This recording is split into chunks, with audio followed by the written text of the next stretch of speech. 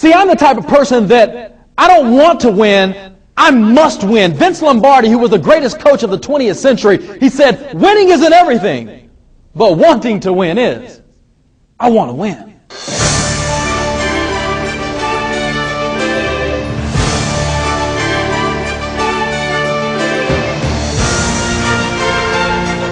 Never let a person define what's impossible for you to do.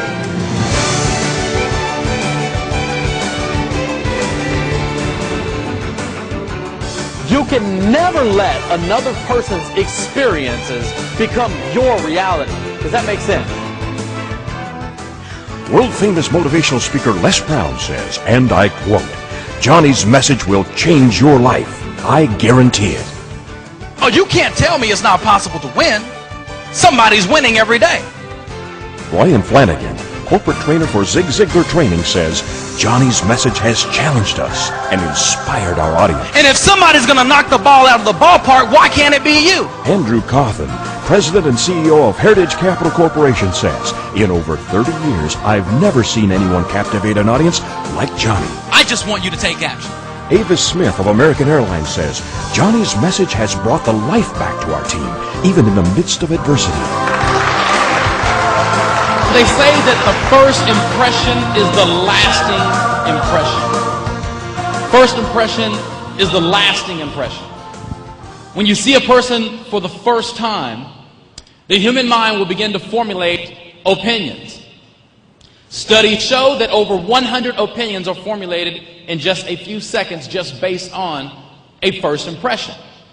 It's not based on what you know, it's based on what you see, what you experience just in a matter of seconds. So when someone walks into a room and you see this person, we begin to label. The human mind, it does it automatically, subconsciously, even without thinking about it. We put people in a box based on what we see. The way a person walks, the way they talk, the way they carry themselves, the way they speak, the way they smell, whatever it may be, the human mind will begin to formulate opinions. Now, here's my question. If the first impression has that much power, what's the first thing that you remember about you?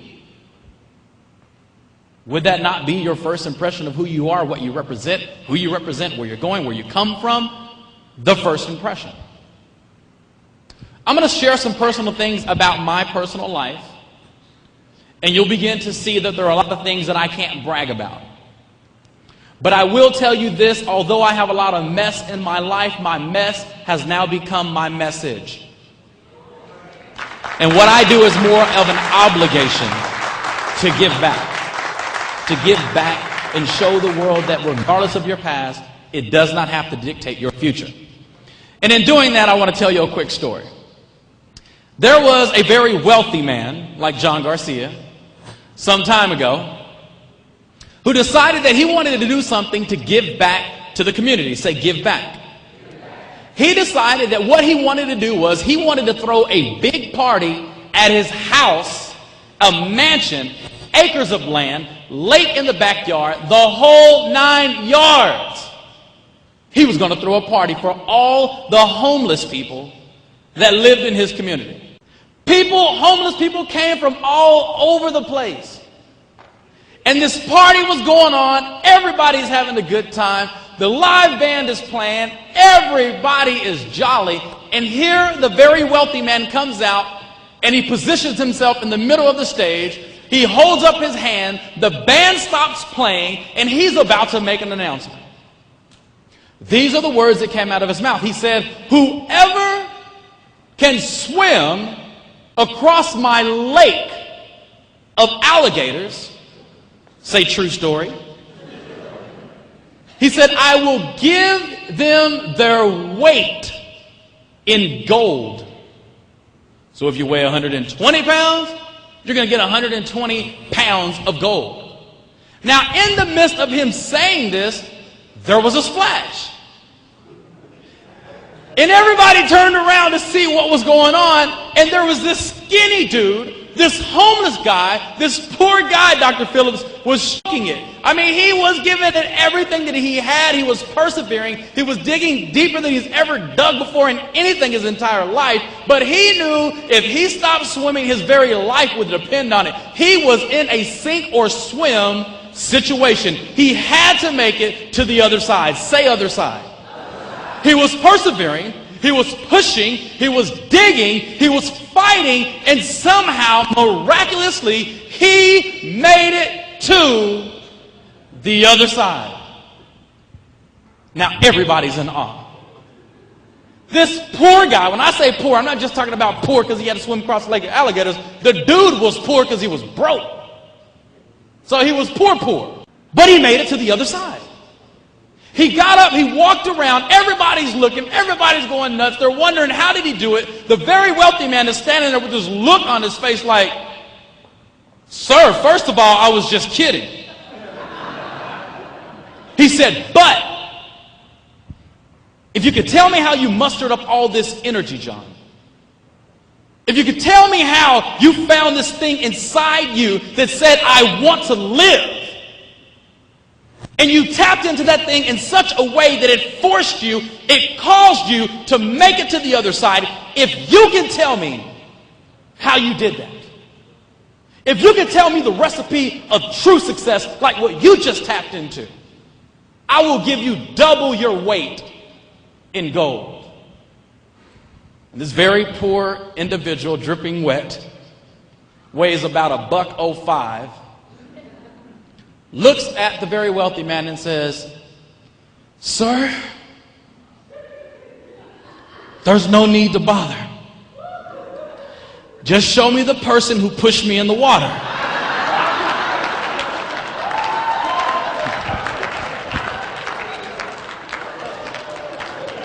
Say, I've just been set up. Pushed into a situation. It wasn't his fault. He did not ask to be there. He didn't ask for this situation. It wasn't his fault, but he was pushed in. Say, pushed in. Have you ever been pushed into a situation? It wasn't your fault. But the mere fact that you found yourself in this situation and you're in a life or death situation, a sink or swim situation, regardless of whose fault it is, if you give up, your very life will be at stake. The first impression is the lasting impression.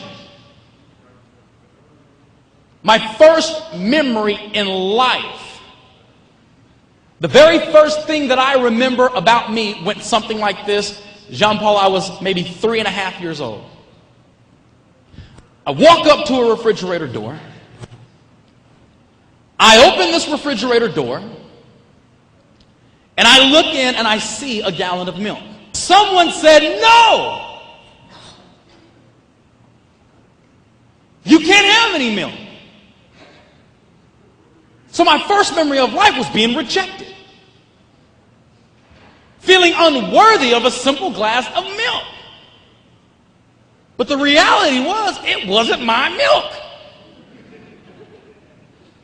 It belonged to somebody else. This is how I found out I was homeless. I was living in a battered women's shelter. And that milk belonged to another family who was living there. The youngest brother of 3, my mom and her 3 boys are living in a battered women's shelter. And this is how I found out that I'm homeless. My father's an abusive alcoholic. I didn't ask to be in the situation. It wasn't my fault. I didn't deserve not to have a home.